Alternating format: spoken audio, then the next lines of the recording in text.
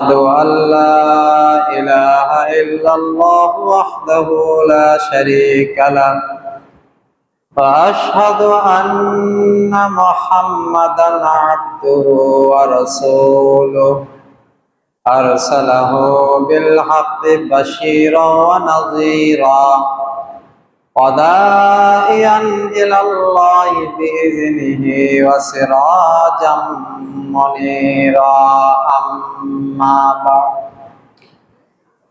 فإن خير الحديث كتاب الله وخير الهدي هدي محمد صلى الله عليه وسلم وشر الأمور محدثاتها وكل محدثة بدعة وكل بدعة ضلالة وكل ضلالة في النار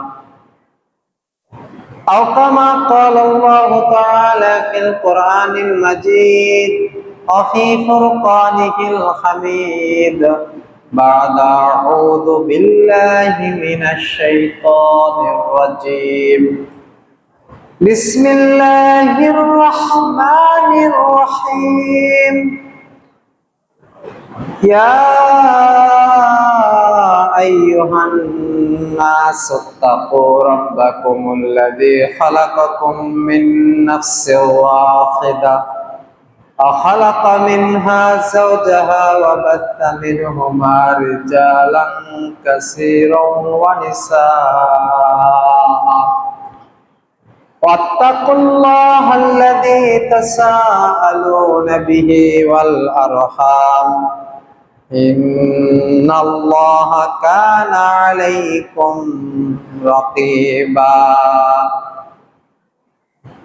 وإذا سألك عبادي عني فإني قريب أجيب دعوة الداعي إذا دعان فليستجيبوا لي وليؤمنوا بي عن أبي هريرة رضي الله تعالى عنه قال قال رسول الله صلى الله عليه وسلم من لم يسأل الله يغضب عليه فقال عن سمرة بن جندب رضي الله تعالى عنه قال قال النبي صلى الله عليه وسلم لا يرد القدر إلا بالدعاء رواه তিরমিজি ওয়া ইবনে মাজাহ সানাদান সহিহ। আলহামদুলিল্লাহ, যাবতীয় প্রশংসা গুণগান সিফতসানা সেজদা শুকরিয়া সেই মহামহিয়ান গরিয়ান আল্লাহ সুবহানাহু ওয়া তাআলার দরবারে, যে আল্লাহ সুবহানাহু ওয়া তাআলা সুস্থ শরীরে জুমা মসজিদে এসে 2 রাকাত সালাত আদায় করার তৌফিক দান করলেন। সে রব্বে কারীমের দরগায় শুকরিয়া জ্ঞাপন করে বলি, সকলে বলি আলহামদুলিল্লাহ। সালাত এবং তাসলিম শান্তি বর্ষিত হোক নবী মুহাম্মদুর রাসূলুল্লাহ সাল্লাল্লাহু আলাইহি ওয়াসাল্লামের প্রতি, যার দেখানো পথ এবং পদ্ধতির মধ্যে রয়েছে মানব জাতির জন্য ইহকালীন সফলতা এবং পরকালীন মুক্তি। সে নবীর উপরে দরুদ সালাম শান্তির বারিধারা বর্ষিত হোক। সাল্লাল্লাহু আলা নবিয়ানা মুহাম্মদ ওয়া আলা আলিহি ওয়া আসহাবিহি আজমাইন, আমিন ইয়া রাব্বাল আলামিন। সম্মানিত দিনী মুসলিম ভাই, জবানিকার আড়ালে মা এবং ভগ্নীগণ, আজকের জুমার আলোচনার বিষয়বস্তু দোয়ার গুরুত্ব এবং ফজিলত, দোয়া কবুলের সময় এবং শর্ত, আম্বিয়া ইকরাম এবং মুসলিম শহীদ সিদ্দিকদের দোয়া কবুলের কিছু ঘটনা। শিরোনামটা অনেক বড় হলেও সারমর্ম খুব ছোট। উল্লিখিত শিরোনামে সংক্ষিপ্ত খুতবা দিয়ে শেষ করব। আমা তৌফিকি ইল্লা বিল্লাহ, আলাইহি তাওয়াক্কালতু ওয়া ইলাইহিল ইউনীব। আল্লাহুম্মা আমিন। মহান আল্লাহ সুবহানাহু ওয়া তাআলা সূরা গাফির মুমিনের 40 নম্বর আয়াতে বললেন, ওয়াকালা রাব্বুকুম উদউনি আস্তাজিব লাকুম। তোমাদের রব তোমাদেরকে বলতেছে তোমরা তোমাদের রবকে ডাকো, তিনি তোমাদের ডাকে সাড়া দিয়ে থাকেন। সূরা বাকারার 185 নম্বর আয়াতের মধ্যে আল্লাহ সুবহানাহু ওয়া তাআলা বললেন, ওয়া ইদা সাআলাকা ইবাদি আন্নী ফাইন্নী করিব। হে নবী, আমার বান্দারা যখন জিজ্ঞাসা করে যে আমাদের রব কোথায়, আমরা যে তাকে ডাকতেছি তিনি কি আমাদের ডাক শোনেন, তখন তুমি আমার বান্দাকে বলে দাও ফাইন্নী করিব, তিনি তোমাদের অতীব নিকটে।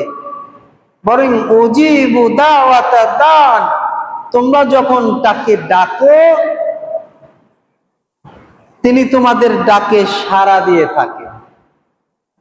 ফালিয়াস্তাজিবু লি, অতএব তোমরাও তার ডাকে সাড়া দাও। সুবহানাল্লাহ। সূরা আরাফের 55 নম্বর আয়াতের মধ্যে আল্লাহ সুবহানাহু ওয়া তাআলা বললেন,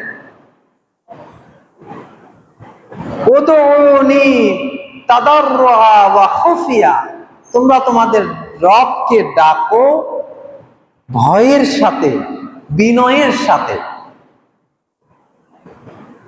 ইন্নাহু লা ইউহিব্বু কানা গাফফারা, নিশ্চয় আল্লাহ কোনো গাফেল অমনোযোগী ব্যক্তিকে পছন্দ করেন না। তাহলে যারা আল্লাহকে ডাকের ব্যাপারে উদাসীন, আল্লাহকে ডাকে না, আল্লাহকে ডাকার প্রয়োজন মনে করে না, আল্লাহর কাছে চাওয়ার প্রয়োজন মনে করে না, আল্লাহ তাদেরকে উদাসীন বলেছে, গাফেল বলেছে। এবং এই সকল গাফেলদেরকে আল্লাহ পছন্দ করেন না। আল্লাহর কাছে আপনি চাইবেন, আল্লাহকে আপনি ডাকবেন সকাল এবং সন্ধ্যায়, দিনে এবং রাতে। ছোট ছোট প্রয়োজনে আল্লাহকে ডাকবেন আপনি। রাসূল সাল্লাল্লাহু আলাইহি ওয়াসাল্লাম আল্লাহর কাছে চাওয়ার ব্যাপারে, আল্লাহকে ডাকার ব্যাপারে বলেছে, তোমার জুতার ফিতাটা যদি ছিঁড়ে যায়, মহিলা লোকদের যদি সুতার প্রয়োজন হয় বা একটা সূচ প্রয়োজন হয়, তাও যেন সে আল্লাহর কাছে চায়। সুবহানাল্লাহ। কি প্রয়োজন হলে চাইবেন বলেন তো প্রিয় মা বোনেরা? একটা যদি সূচ প্রয়োজন হয়, সুই প্রয়োজন হয়, সুতা প্রয়োজন হয়, এটা আল্লাহর কাছে চাইবে। ক্ষুদ্র থেকে ক্ষুদ্র, ছোট থেকে ছোট, আল্লাহর কাছে চাইতে হবে। বরং যারা আল্লাহর কাছে চায় না, আল্লাহ তাদেরকে গাফেল হিসেবে উল্লেখ করেছে। হাদিসে আল্লাহ সুবহানাহু ওয়া তাআলার নবী মুহাম্মদ সাল্লাল্লাহু আলাইহি ওয়াসাল্লাম বলেন, মাল্লাম ইয়াসআলিল্লাহ ইয়াগদাব আলাইহি, যে ব্যক্তি আল্লাহর কাছে চায় না, আল্লাহ তার উপরে ক্রোধান্বিত হয়, রাগান্বিত হয়। রাগান্বিত হওয়ার দুইটা কারণ রয়েছে। একটা হচ্ছে সে আমার থেকে মুখ ফিরিয়ে রেখেছে। চায় না মানে কি? সে নিজেকে অভাবমুক্ত মনে করে, নিজেকে স্বয়ং সম্পূর্ণ মনে করে, নিজেকে পারফেক্ট মনে করে, সব কিছু আছে এইরকম একটা ভাব নিয়ে সে বসে রয়েছে। দেখবেন একটা সময় যে মানুষ যখন অর্থবিত্ত, আভিজাত্য, সম্মান, মর্যাদা, খ্যাতি সবকিছু পেয়ে যায়, তখন সে আল্লাহর থেকে মুখ ফিরিয়ে নেয়। মানে আল্লাহর কাছে চাওয়ার আর কি দরকার? আমার টাকা পয়সা, বাড়ি গাড়ি, ধন দৌলত, মান ইজ্জত, সম্মান সব আছে, কি দরকার আল্লাহর কাছে চাওয়া? আল্লাহ সুবহানাহু ওয়া তাআলা, নবী সাল্লাল্লাহু আলাইহি সাল্লাম বলতেছে, যে ব্যক্তি আল্লাহর কাছে চাওয়া থেকে মুখ ফিরিয়ে রাখলো, আল্লাহ সুবহানাহু ওয়া তাআলা ওই ব্যক্তির উপরে রাগান্বিত হয়। তাহলে একটা হচ্ছে নিজেকে প্রয়োজনের ঊর্ধ্বে মনে করা, আরেকটা হচ্ছে নিজেকে গুটিয়ে রাখা, আল্লাহর কাছে চাওয়া থেকে নিজেকে পরহেজ করে নেওয়া, মুক্ত করে নেওয়া। আল্লাহ এই দুটাই অপছন্দ করেন।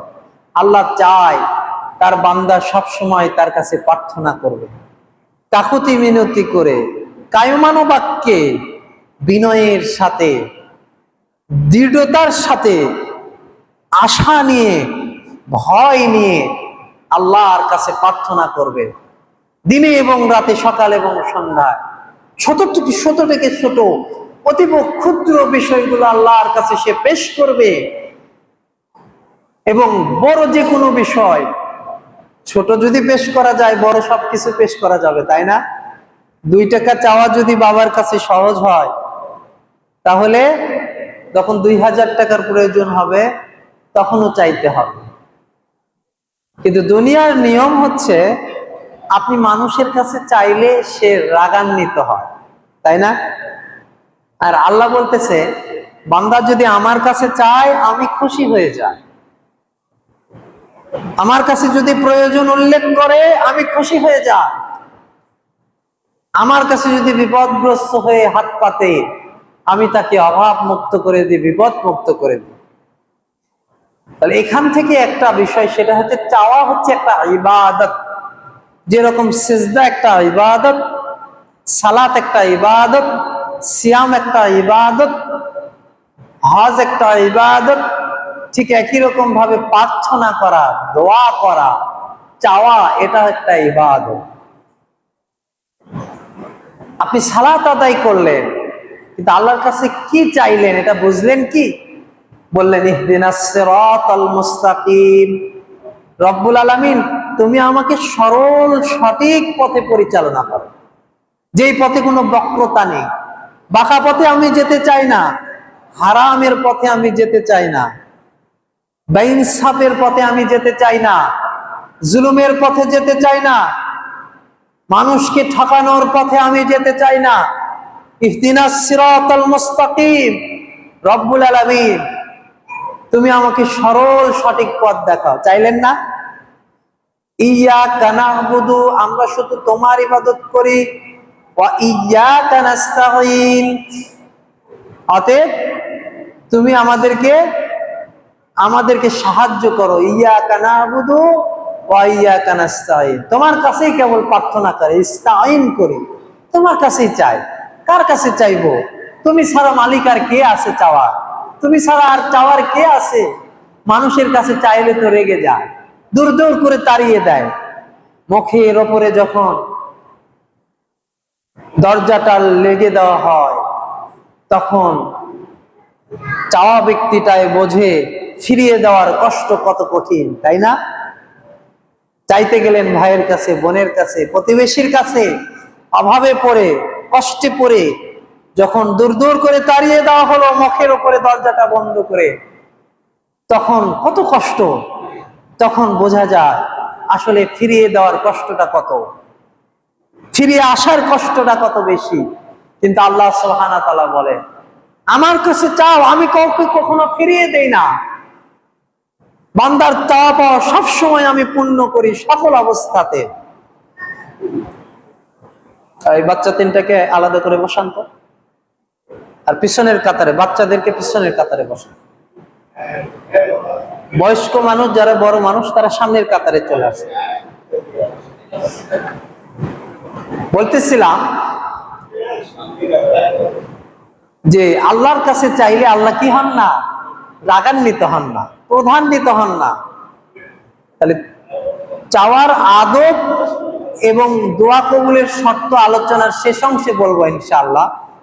তবে চাইলে যে দোয়া কবুল হয় এটা কি বিশ্বাস হয়?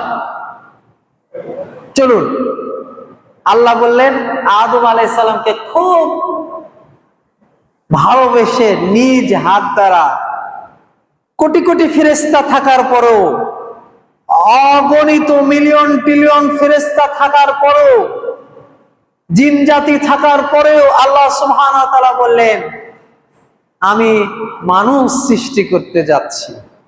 ফেরেশতারা বিরোধিতা করলো যে কি দরকার, এই যে জিন জাতি সৃষ্টি করেছেন এরা তো নিজেদের মধ্যে শুধু মারামারি করে, ফিতনা ফাসাদ করে, আমরা কি আপনার তাসবিহ জ্ঞাপনের জন্য যথেষ্ট নয়? আমরা কি আপনার ইবাদত করার জন্য যথেষ্ট নই? আমরা কি সংখ্যায় এত বেশি ইবাদত বন্দেগী করতেছি? ফেরেশতাদের সংখ্যা কত? যদি একটি হাদিস আপনি মনে রাখতে পারেন তাহলে বুঝতে পারবেন আল্লাহর বাহিনীর সংখ্যা কত। আল্লাহ নবী সাল্লাল্লাহু আলাইহি সাল্লাম বলেছেন, এই যে আমাদের যে কাবা, এই কাবার একেবারে সোজাসুজি আসমানে, চতুর্থ আসমানের উপরে একটা মসজিদ রয়েছে, তার নাম হচ্ছে বাইতুল মামুর। সেখানে একসাথে 70,000 ফেরেশতা ইবাদত করে। আর সেই 70,000 ফেরেশতার ইবাদত দেখে আল্লাহ নবী সাল্লাল্লাহু আলাইহি সাল্লাম বললেন, জিবরাইল ঘটনা কি? এই 70,000 ফেরেশতা বা এই বাইতুল মামুরের মুসল্লি ফেরেশতারা তারা এত একাগ্রতার সাথে কেন সালাত আদায় করতেছে, এবং একদল ফেরেশতা খুব আগ্রহের সাথে সেখানে ইবাদত করার জন্য কেন ব্যস্ত রয়েছে, ঘটনা কি? তখন জিবরাইল ব্যাখ্যা করলেন যে, ইয়া রাসূলুল্লাহ, এই 70,000 ফেরেশতা আজকে এখান থেকে বের হবে, কিয়ামত পর্যন্ত আর এখানে ঢোকার সুযোগ পাবে না। আর যারা অপেক্ষা করতেছে তারা তারপরে ঢুকবে, তারা ইবাদত করবে, কিয়ামত পর্যন্ত আর ঢোকার তাদের সুযোগ হবে না। অতএব তারা জীবনে যেহেতু প্রথম আর শেষবারের জন্য এই মসজিদে নামাজ পড়তেছে, এই জন্য তারা একাগ্রতার সাথে মনোযোগের সাথে মসজিদে প্রবেশ করতেছে, ইবাদত করতেছে। এখন আপনি বলেন তো, ঘটনা আজ থেকে 1450 বছর আগে দেখেছে আল্লাহর নবী। 1450 বছর অতিবাহিত হয়ে গেছে। আসমান জমিন সৃষ্টির সময় থেকে শুরু করে এই মসজিদ রয়েছে। লক্ষ লক্ষ কোটি কোটি ফেরেশতা এখানে সালাত আদায় করেছে। ফেরেশতারা একবার সালাত আদায় করে বের হয়ে গিয়েছে, কিয়ামত সংঘটিত হবে, তারা আর এই মসজিদে ঢুকতে পারবে না, অন্য দল অন্য গ্রুপ চলে আসবে। আপনি কল্পনা করেন তো যে আল্লাহর ফেরেশতাদের সংখ্যা কত বেশি। বলতেছিলাম, ফেরেশতারা বলল, আমরা এত সংখ্যক ফেরেশতা আপনার ইবাদত করতেছি, এত সংখ্যক জিন জাতি ইবাদত করতেছি, তারপরে মানব সৃষ্টির কি দরকার? আল্লাহ মানুষ সৃষ্টি করলেন, বললেন যে আমি যা জানি তোমরা তা জানো না, অতএব আমি মানুষ সৃষ্টি করব। ফিল আরদি খলিফা, পৃথিবীতে তারা যেন প্রতিনিধিত্ব করে, এই প্রতিনিধি সৃষ্টি করব। প্রতিনিধি সৃষ্টি করা হলো। আল্লাহ সুবহানাহু ওয়া তাআলা জান্নাতে তাদের জন্য অকুলু ওয়াশরাবু, খাওয়ার পান করো আর ঘুরে ফিরে বেড়াও, তাই না? আদম হাওয়ার ঘটনা আপনারা সবাই জানেন। ঘটনা সেটা নয়। আল্লাহ বললেন, লা তাকরাবু হাযিহি শাজারা, এখানে খাও পান করো, ওই গাছের কাছে যাবে না, নিষেধ করে দিলেন। কিন্তু আদম আলাইহিস সালাম শয়তানের প্ররোচনায় পড়ে হাওয়া আলাইহিস সালাম তারা এই গাছের কাছে গেল, ফল খেলো, কাপড় খুলে পড়লো। দুনিয়াতে তাদেরকে আসমান থেকে নেমে দেওয়া হলো, জান্নাত থেকে নেমে দেওয়া হলো। তারা আল্লাহর কাছে বলল যে, আল্লাহ আমাকে কিছু বাক্য, আমাদেরকে কিছু বাক্য শিখিয়ে দেন। সূরা বাকারা 43 নম্বর আয়াত, যে আমাদেরকে কিছু বাক্য শিখিয়ে দেন, যে বাক্যর মাধ্যমে আপনার কাছে আমরা ক্ষমা প্রার্থনা করব। তার মানে কি? তার মানে আল্লাহর কাছে কিভাবে চাইতে হবে এটা আল্লাহই শিখিয়ে দিয়েছে। সুবহানাল্লাহ।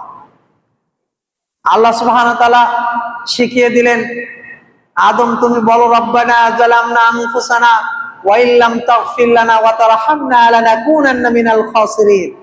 রব্বে কারীম, আমরা দুইজনে আমাদের নফসের প্রতি জুলুম করেছি, আপনি তো ক্ষমাশীল, আপনি তো রহমানের রহিম, আপনি যদি ক্ষমা না করেন, আপনি যদি দয়া না করেন, তাহলে তো আমরা ক্ষতিগ্রস্তদের অন্তর্ভুক্ত হয়ে যাব, তাই না? আল্লাহ সুবহানাহু ওয়া তাআলা তাদেরকে ক্ষমা করলেন। তাহলে বিপদে পড়ে পাপ সংগঠিত হয়ে গেলে বা নিজের দ্বারা কোনো ভুল হয়ে গেলে আল্লাহর কাছে ইস্তেগফার করতে হবে, ক্ষমা প্রার্থনা করতে হবে। আর আল্লাহ সুবহানাহু ওয়া তাআলার কাছে যে ইস্তেগফার করবে, ক্ষমা প্রার্থনা করবে, দোয়া করবে, আল্লাহ তাকে ক্ষমা করে দিবেন। এভাবে নূহ আলাইহিস সালাম যখন 980 বছর দোয়া করলেন, 980 বছর দাওয়াতি কাজ করলেন, দাওয়াতি কাজ করার পরও নূহ আলাইহিস সালামের কথা গুটি কয় মানুষ শুনলো, বেশিরভাগই অবাধ্যতায় ডুবে থাকলো। নূহ আলাইহিস সালাম তাদের জন্য বদদোয়া করলেন।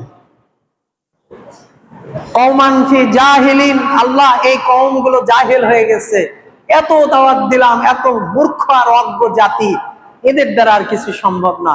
তার বদদোয়া করলেন, প্লাবন দিয়ে সমস্ত নূহের জাতিকে আল্লাহ ধ্বংস করে দিলেন, তাই না? মুমিনদেরকে রক্ষা করলেন। মুমিনদেরকে আল্লাহ নূহ আলাইহিস সালামের দোয়ার বদৌলতে আল্লাহ সুবহানাহু ওয়া তাআলা রক্ষা করলেন। এভাবে ইব্রাহিম আলাইহিস সালাম যখন বিবি সারা এবং তার সন্তানকে মরুভূমির মধ্যে ইসমাইল আলাইহিস সালামকে বিবি হাজেরা এবং ইসমাইল আলাইহিস সালামকে রেখে যাওয়া হচ্ছিল, তখন বারবার বিবি হাজেরা বলতেছে, ইব্রাহিম কোথায় রেখে যাচ্ছেন আমাদেরকে? এই ধুধুমন মরু প্রান্ত, যেখানে কোনো খাবার নেই, কোনো শস্য নেই, কোনো মানুষ নেই, জনমানব শূন্য লোকালয়ে আমাদেরকে রেখে যাচ্ছেন। ইব্রাহিম আলাইহিস সালাম কোনো কথা বললেন না, তাদেরকে রেখে চলে আসলেন। অনেক দূর চলে আসার পরে গিরি প্রান্তর থেকে ইব্রাহিম আলাইহিস সালাম আল্লাহর কাছে দোয়া করলেন, রব্বানা, হে আমার রব, এই যে আমার স্ত্রী এবং সন্তানকে এখানে রেখে গেলাম, আপনি এই মরুকে হাদা বালাদান আমিনা, পবিত্র এবং নিরাপদ নগরীতে পরিণত করে দিন। সুবহানাল্লাহ। ইব্রাহিমের দোয়া সেদিন কবুল হয়েছিল। আজও মক্কা মদিনাতে আপনার একটা দুইটা গভীর রাতেও যদি কোনো রমণী, কোনো নারী যদি হেঁটে যায় রাস্তাঘাট দিয়ে, কোনো ভয় নেই, কেউ তাকে উত্ত্যক্ত করবে না, কেউ তাকে ইফতেজিং করবে না, কেউ তাকে গালি দিবে না, কোনো জানমালের ভয় ভীতির কোনো কারণ নেই হারাম এরিয়ার মধ্যে, তাই না? আল্লাহ সুবহানাহু ওয়া তাআলা সেদিন ইব্রাহিমের দোয়া কবুল। আর কি করেছিলেন? যে এই ভূমিকে আপনি খাবার দিয়ে, ফল ফ্রুট দিয়ে ভরপুর করে দেন। যারা সৌদি আরবে গিয়েছেন, হজে গিয়েছেন, আপনি যদি 1 মাস ওই হারামাইনের মধ্যে অবস্থান করেন, খাবার কিনে না খান, আপনি না খেয়ে থাকবেন না।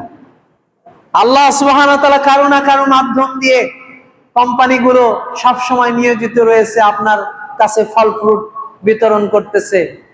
মানুষগুলো আপনার কাছে এসে বলতেছে, ইয়া হাজি, এই যে রুটি নাও, জুস নাও, আরো যে খাবারগুলো আছে আপনার কাছে দিচ্ছে, তাই না? সম্মানিত উপস্থিতি হাজিরিন, তার মানে কি? দোয়া করতে হবে। আমরা আমাদের পরিবারের জন্য দোয়া করি না, অথচ আল্লাহ দোয়া শিখিয়ে দিলেন। ইব্রাহিম আলাইহিস সালামের সেই দোয়া, রব্বি হাবলি মিনাস সালিহিন, হে আল্লাহ, তুমি আমাকে নেক সন্তান দান করো। রব্বানা হাব লানা মিন আজওয়াজিনা যুররাতান কুরাতান আইনিন লিল মুত্তাকিনা ইমামা, রব্বানা হাব লানা মিন আজওয়াজিনা ওয়া যুররিয়াতিনা কুরাতান আইনিন ওয়াজআলনা লিল মুত্তাকিনা ইমামা। ইব্রাহিম আলাইহিস সালাম দোয়া শিক্ষা দিলেন যে, হে আল্লাহ, আমাকে এমন সন্তান দান করো, এমন স্ত্রী দান করো, যাকে দেখে চক্ষু শীতল হবে, তাই না? আমরা কি দোয়া করি যে আল্লাহ, আমার এই ছেলেটাকে তুমি সৎ মানুষ হিসাবে কবুল করো, সুদখোর, ঘুষখোর, বাটপার হয়ে মানুষের সম্পদ যেন আত্মসাৎ না করে, তাই না? কিসের দোয়া? আপনি তো নিয়তি করে রেখেছেন, ছেলেকে বানাবেন হচ্ছে লন্ডন থেকে ব্যারিস্টারি পাশ করে আনবে, তারপরে বগুড়া জজ কোর্টে বসবে, বসে কলম দিয়ে টাকা কামাই করবে, তাই না? ভালো মানুষ আছে, ভালো মানুষের কথা আর বলার অপেক্ষা রাখে না, কিন্তু যারা বাটপারি করে, আপনি নিয়ত করেছেন ডাক্তার বানাবেন, ডাক্তার বানান, সমস্যা নেই, কিন্তু ছেলেকে আদর্শ শিক্ষা দেন আর আল্লাহর কাছে দোয়া করেন, আল্লাহ, ছেলেটাকে ডাক্তারি পড়াচ্ছি, এই ছেলের দ্বারা যারা মানুষের কল্যাণ হয়, এই ছেলে যেন ওই ছেলেদের মতো না হয় যারা কোম্পানি থেকে একদিক থেকে টাকা নেয় আর ক্লিনিক থেকে টাকা নেয়, নিয়ে হাসপাতালে ওই রোগী গেলেই বলে চেম্বারে দেখা করে, আছে না? মানে হাসপাতালের চিকিৎসা এখন হচ্ছে না, এখন খালি চেম্বারে চিকিৎসা। এই ডাক্তার দিয়ে জাতি এবং জনগণের কোনো উপকার হবে না। এই জন্য আল্লাহর কাছে দোয়া করবেন, আল্লাহ, আমার ছেলেটাকে ডাক্তার বানায়, ইঞ্জিনিয়ার বানায়, যাই বানায়, ছেলেটা যেন সৎ হয়, মানুষের কষ্টের কারণ না হয়, মানুষের সুখের কারণ হয়। দোয়া করতে পারবেন না? ইব্রাহিম আলাইহিস সালাম দোয়া করে দিয়ে গিয়েছিলেন। ইব্রাহিম আলাইহিস সালামের দোয়া আল্লাহ কবুল করেছিলেন। পরবর্তীতে ইব্রাহিমের পরে যত নবী এসেছে সব ইব্রাহিমের বংশে। সুবহানাল্লাহ। ইয়াকুব, ইসহাক, শুআয়ব সব ইব্রাহিমের বংশের নবী। ইসমাইল, মুহাম্মদ সাল্লাল্লাহু আলাইহি সাল্লাম সব ইব্রাহিমের বংশ। তাহলে দোয়া করতে হবে। মুসা আলাইহিস সালাম বিপদে পড়ে দোয়া করেছিলেন। মুসা আলাইহিস সালামের অনেকবার দোয়া করেছিলেন। তার মধ্যে একটি ঘটনা, আপনারা জানেন মূসা আলাইহিস সালামের একজন অনুসারী যখন আরেকজন ফেরাউনের লোকের সাথে মারামারি হাতাহাতিতে লিপ্ত হলো, তখন শয়তান সাইড থেকে বলল, এই মূসা, আমি তোমার অনুসারী, আমাকে রক্ষা করো। এরকম ভাবে শয়তান কিন্তু মানুষের কানে ফুসমন্তর দেয়, মাঝে মাঝে ভাইয়ে ভাইয়ে দ্বন্দ্ব লাগাইয়া দেয়। মিনাল জিন্নাতি ওয়ান নাস, সেখানে শয়তান প্রত্যক্ষ ভাবে কাজ করেছিল, আর এখন কাজ করে কি প্রতিবেশীর মাধ্যমে। এসে বলে, শুনছো, তোমার ভাই না তোমার সম্পর্কে এই কথা বললো। নিজের স্ত্রী এসে বলতেছে, আরে তোমার ভাই যা তোমার গালিগালাজ করলো, তুমি একটু কিছু বলতে পারো না, তাই না? মিনাল জিন্নাতি ওয়ান নাস, মানুষের মাধ্যমে ঝগড়া বিবাদ লাগিয়ে দেয় শয়তান, এবং জিনদের মাধ্যমে শয়তান ঝগড়া বিবাদ লাগাইয়া দেয়। কানের কাছে এসে যেটা ঘটেনি ওই কথা আপনার কানের কাছে এসে বলে, আপনি তখন ওটা সত্যি মনে করেন। বলতেছিলাম, শয়তান, দুই পক্ষ মারামারি হচ্ছে, মূসা আলাইহিস সালাম রাস্তা দিয়ে যাচ্ছে, কোনো ঘটনা নেই। শয়তান মূসার কানে বলল, এ মূসা, আমাকে রক্ষা করো, আমি তোমার অনুসারী। মূসা আলাইহিস সালাম ঘাড় ঘুরে দেখলেন যে আরে ঘটনা তো সত্য, এ তো আমারই অনুসারী, অতএব আমি তাকে যে রক্ষা করি। রক্ষা করতে যে ওই প্রতিপক্ষকে একটা ঘুষি মারে বসলো। যেমনি ঘুষি দিয়েছে সাথে সাথে মারা গিয়েছে। এমনি তো ফেরাউন কিছুদিন থেকে, মানে অনেক দিন থেকে, যেদিন থেকে ফেরাউনের মসনদ দিয়ে টান দিয়েছে মূসা আলাইহিস সালাম, বলতেছে তোমার এই মিথ্যা ইলাহ চলবে না, সত্য ইলাহর ইবাদত করতে হবে, যে ইলাহ ওই যে 7 আসমানের উপরে আছে, যিনি তোমাকেও খাওয়ায় আমাদেরকেও খাওয়ায়।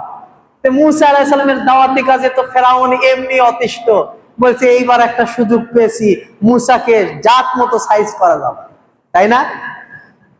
জিবরাইল এসে বলল যে এখানে আর থাকার সুযোগ আপনার নেই, পালান এখান থেকে, ফেরাউনের বাহিনী আপনাকে খুঁজতেছে। মূসা আলাইহিস সালাম মিশর থেকে মাদায়েনের দিকে, সিনাই পর্বতের দিকে অগ্রসর হলেন।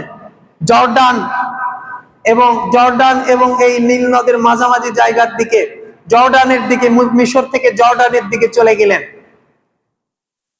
দৌড়াতে রাস্তা ভুল করে চলে গিয়েছে, কখনো তো তিনি ওইদিকে যান না।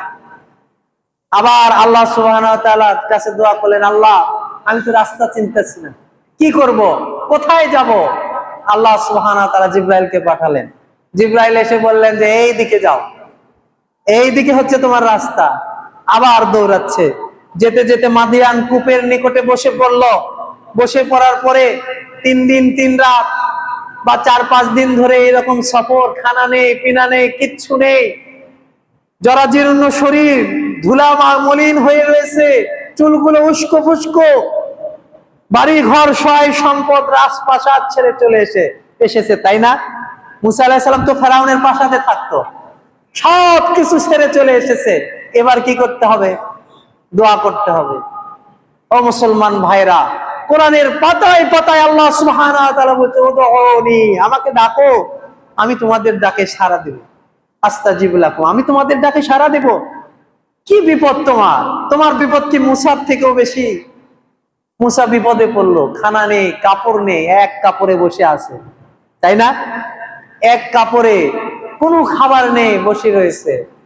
মূসা আলাইহিস সালামের দোয়া করলেন, রব্বি ইন্নী লিমা আনজালতা ইলাইয়া মিন খায়রিন ফাকির, হে আমার প্রতিপালক, আসমান থেকে যে অনুগ্রহ নাজিল হয়, রিজিক নাজিল হয়, আমি তার মুখাপেক্ষী, আমি তার ফকির, আমি তোমার কাছে সেই রিজিকের প্রার্থনা করতেছি।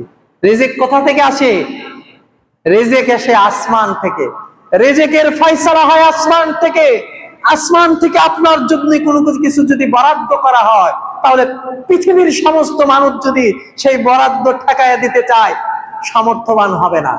আবার আসমানে যদি আপনার থেকে কোনো কিছু কেড়ে নেওয়া হয়, আল্লাহুম্মা লা মানিয়া লিমা আতাইতা ওয়ালা মুতিয়া লিমা মানাতা, আপনার থেকে আসমান থেকে কোনো কিছু কেড়ে নেওয়া হয়েছে, আপনার রিজিকে নেই, তাহলে সারা পৃথিবীর মানুষ চেষ্টা করতেছে আপনাকে ওটা দেওয়ার জন্য সামর্থ্যবান হবে না।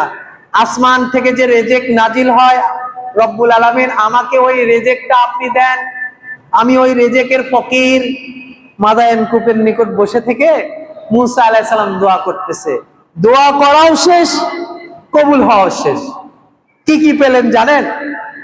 কি পেলেন আপনি শুনলে আশ্চর্য হয়ে যাবে।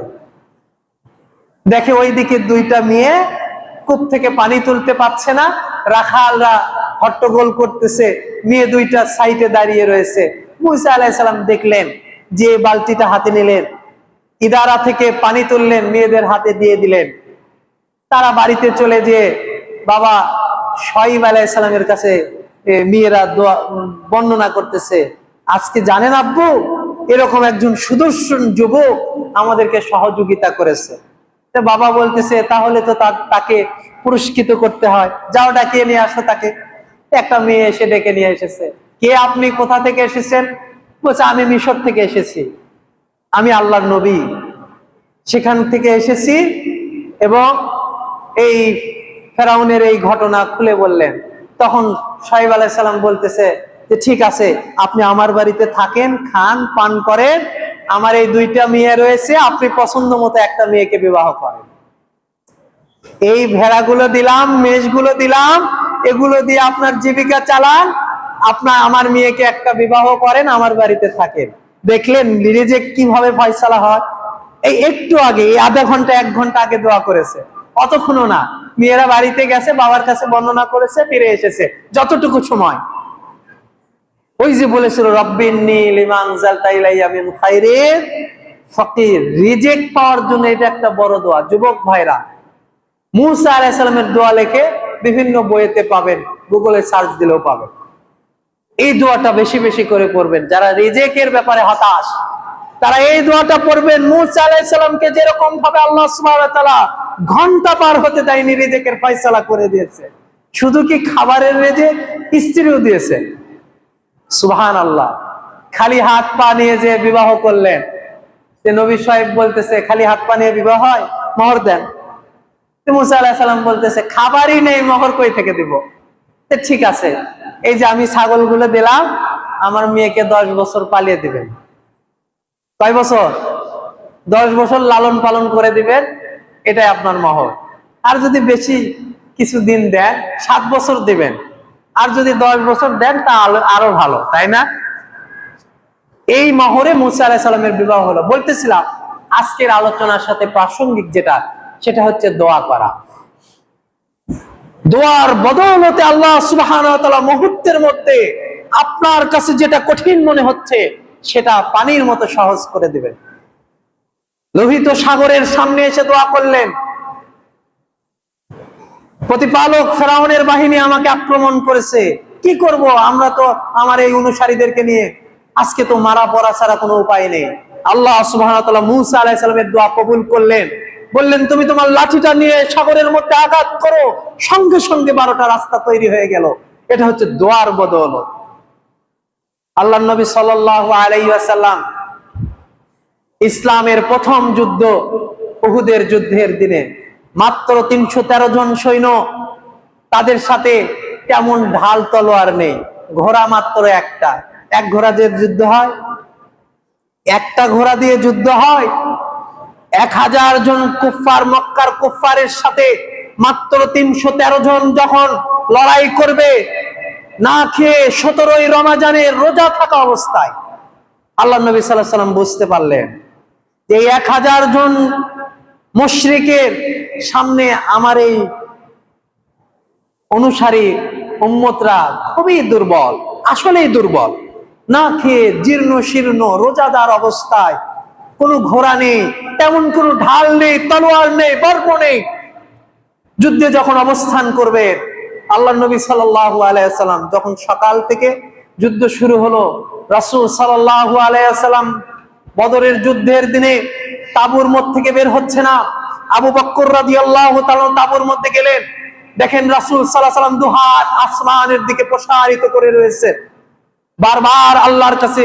সহিহ মুসলিমে হাদিস এসেছে, 1747 নম্বর হাদিস, বারবার দোয়া করতেছেন, রব্বুল আলামিন আজকে এই দলটা যদি এখানে বিলীন হয়ে যায়, আমরা যদি পরাজিত হয়ে যাই, তাহলে এই জমিনে, পৃথিবীর জমিনে আপনার ইবাদত করার মতো কেউ থাকবে না। থাকবে কেউ? কে থাকবে?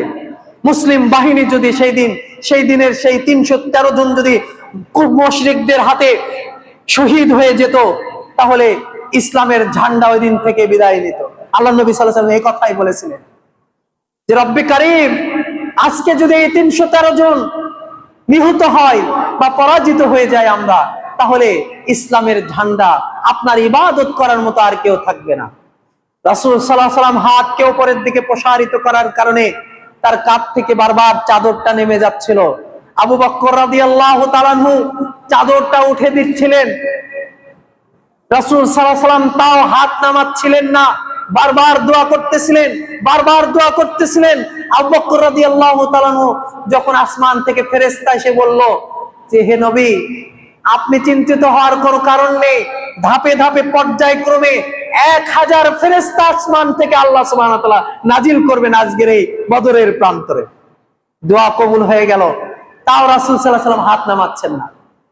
তিনি এতটাই আবেগ আপ্লুত হয়ে পড়লেন, আল্লাহর উপরে এত তাওয়াক্কুল করলেন, তিনি হাত নামাতে চাচ্ছে না। আবু বকর রাদিয়াল্লাহু তাআলা রাসূলের এই অবস্থা দেখে পিছন থেকে আবু বকর রাদিয়াল্লাহু তাআলা তার বন্ধু, প্রিয় সহচর, তিনি জাপটিয়ে ধরলেন, ইয়া রাসূলুল্লাহ, এবার থামেন, আল্লাহর সাহায্য চলে এসেছে। ও মুসলমান, আমরা সেই নবীর উম্মত। দোয়া এমন একটি অস্ত্র, যে অস্ত্রের সামনে পৃথিবীর সমস্ত পারমাণবিক অস্ত্র, পৃথিবীর সবচেয়ে শক্তিশালী বাহিনী দুর্বল। আপনার দোয়া যদি আসমানে কবুল হয়ে যায়, তাহলে আপনি সবচেয়ে শক্তিমান, সবচেয়ে আপনি আল্লাহর নিকটে তখন হিম্মত দিয়ে পথ চলতে পারবেন। কিন্তু দোয়া করতে হবে। কতগুলো উদাহরণ দেব। মুসা আলাইহিস সালামের পরের একটা নবী ছিল ইউশা বিন নুনের কথা আপনারা জানেন। বাইতুল মাকদিস নিয়ে যুদ্ধ হচ্ছে ক্রুসেডার সাথে, খ্রিস্টানদের সাথে। যুদ্ধের নিয়ম ছিল সূর্যাস্ত পর্যন্ত যুদ্ধ হবে, এরপরে আবার পরের দিন সকাল থেকে শুরু হবে, আবার সূর্যাস্ত পর্যন্ত হবে। ইউশা বিন নুন একজন যোদ্ধা, মুজাহিদ নবী। তিনি যুদ্ধ করতে করতে করতে একেবারে শত্রুদের শিবিরে পৌঁছে গেলেন। মাত্র 1 ঘন্টা আর যুদ্ধ করলে ক্রুসেডাররা পরাজিত হবে, খ্রিস্টানরা পরাজিত হবে, বাইতুল মাকদিস বিজয় হয়ে যাবে। কিন্তু সূর্য ডুবে যাচ্ছে, আর মাত্র 5-7 মিনিট সূর্য ডুবে যাচ্ছে। তার মানে কি, যে একবারে যুদ্ধ শেষের দিকে 95% শেষ, আর 5% বাকি রয়েছে। এদেরকে পরাজিত করলে যুদ্ধের বিজয় হয়ে যাবে। কিন্তু সূর্য যদি ডুবে যায়, তাহলে কি করবে? আবার যুদ্ধ বন্ধ হয়ে যাবে। পরের দিন সকালে আবার তারা রসদ নিয়ে, সৈন্য সামর্থ্য নিয়ে আবার যুদ্ধ শুরু করবে। ইউশা বিন নুন আল্লাহর কাছে দোয়া করলেন, আল্লাহ, আজকে আর মাত্র 1 ঘন্টা যুদ্ধ করলেই আমরা বিজয়ী হব, কিন্তু সূর্য তো আর 5 মিনিট। রব্বুল আলামিন, আমি ইউশা বিন নুন দোয়া করতেছি, এই সূর্যটাকে তুমি থামিয়ে দাও, আমরা যেন বাইতুল মাকদিস আজকে বিজয় করতে পারি। বুখারী মুসলিমের হাদিসে এসেছে, ওই দিন সূর্যকে আল্লাহ সুবহানাহু ওয়া তাআলা থামিয়ে দিয়েছিলেন। আজকের আধুনিক বিজ্ঞান এই হাদিস প্রমাণ করতেছে যে পৃথিবীর ইতিহাসে সূর্য 1 ঘন্টা দাঁড়িয়েছিল তার সময় থেকে। সুবহানাল্লাহ। নাসার বিজ্ঞানীরা প্রমাণ পেয়েছে যে পৃথিবীর ইতিহাসে, বুখারীর এই হাদিস, যে সূর্য 1 ঘন্টা ডোবার সময় থেকে আকস্মিক ভাবে সূর্য দাঁড়িয়ে রয়েছিল। ও মুসলমান, আল্লাহ সুবহানাহু ওয়া তাআলা মুসলিমদেরকে এত ভালোবাসেন, ইমানদারদেরকে এত ভালোবাসেন যে তাদের দোয়ার বদৌলতে সূর্যকে থেমে দেন, সাগরকে দ্বিখণ্ডিত করে দেন, পাথরকে সরিয়ে দেন। এই জন্য দোয়ার ব্যাপারে কেউ হতাশ হবেন না। ওয়াইজা সাআলাকা ইবাদি আন্নী ফাইন্নী করিব। হে নবী, আমার বান্দারা যখন আমাদের সম্পর্কে, আমার সম্পর্কে জিজ্ঞাসা করে, তখন তুমি বলো যে আমার রব অতীব নিকটে, উজিবু দাওয়াতাদ দাঈ ইযা দাআন।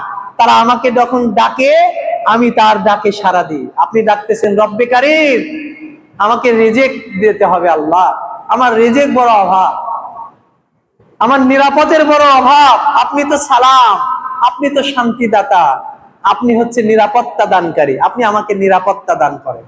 আপনি আজিজ, আপনি সম্মান দানকারী, আপনি আমাকে সম্মান দান করেন। এভাবে আল্লাহর কাছে যখন আপনি চাইবেন, আল্লাহ আপনার ডাকে সাড়া দিবে। যে বান্দা আমাকে সম্মান দাতা বলল, বান্দা আমাকে রেজেক দাতা বলল, বান্দা আমাকে নিরাপত্তা দানকারী বলল, অতএব আমি তাকে নিরাপত্তা দিয়ে দিলাম, আমি তাকে রিজিক দিয়ে দিলাম, আমি তাকে ইজ্জত দিয়ে দিলাম। এভাবে আপনার ডাকের সাড়া আল্লাহ সুবহানাহু ওয়া তাআলা দিয়ে থাকেন। অতএব হতাশ হবেন না, নিরাশ হবেন না, আল্লাহর কাছে সদা সর্বদা দোয়া করবেন। দোয়াই কেবলমাত্র পারে লা ইয়ারুদ্দু তাকদীর ইল্লা বিদুআ, তাকদীরকে পরিবর্তন করে দিতে পারে দোয়া।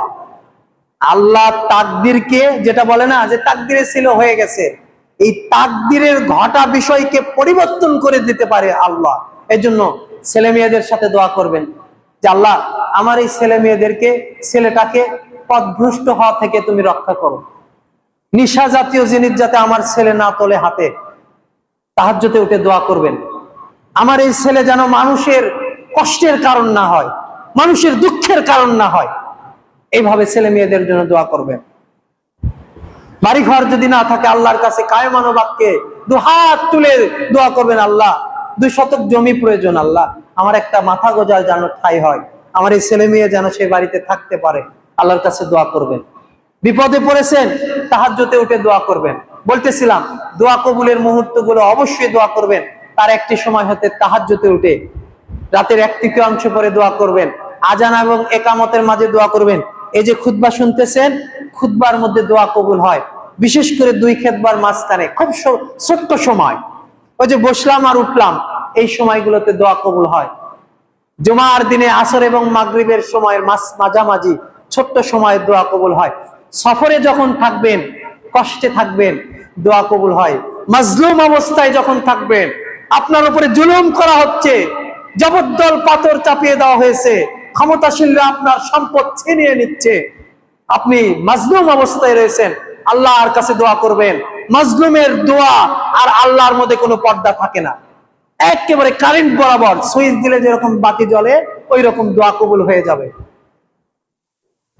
বৃষ্টি যখন অধর ধরে আসমান থেকে বাড়ি ধারা বর্ষিত হচ্ছে, ওই সময় দোয়া করবেন। বৃষ্টি যখন নাজিল হয়, বৃষ্টি হয়, তখন দোয়া কবুল হয়। অজুর শেষে দোয়া করলে দোয়া কবুল হয়, আজানের শেষে দোয়া করলে দোয়া কবুল হয়, সেজদার মধ্যে দোয়া করলে দোয়া কবুল হয়। ইয়াতীম এবং মিসকিনকে সাহায্য করার পরে আল্লাহর কাছে দোয়া করবেন। আমরা আরেকটা দোয়ার একটা ভুল জিনিস রয়েছে, দেখবেন ফকিরকে 10 টাকা দিয়ে বলি দোয়া করো। ফকিরকে কেন বলেন দোয়া করো?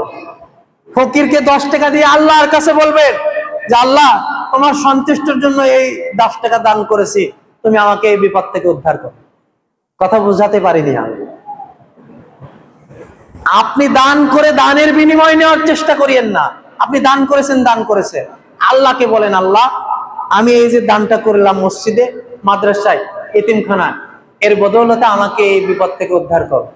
বুঝতে পেরেছেন কি? ওই দানকে মাধ্যম বানান। আপনি আমি কি করি, ফকিরকে 5 টাকা 2 টাকা দিয়ে বলে আমার ছেলে পরীক্ষা দিয়েছে, সে যেন ভালো রেজাল্ট করে। ফকির মনে মনে বলে 5 টাকা দিয়ে ভালো রেজাল্ট।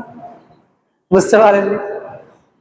ফকিরকে বলার প্রয়োজন নেই। আপনি ফকিরকে দান করেন, মিসকিনকে দান করেন, মাদ্রাসায় দান করেন, ইয়াতীমকে দান করেন, অভাবীকে দান করেন, দান করে আল্লাহকে বলেন আল্লাহ তোমার সন্তুষ্টির জন্য এই কাজ করেছি, অতএব তুমি আমাকে এই বিপদ থেকে উদ্ধার করো, আমার এই মনে আশা আকাঙ্ক্ষা পূরণ করো।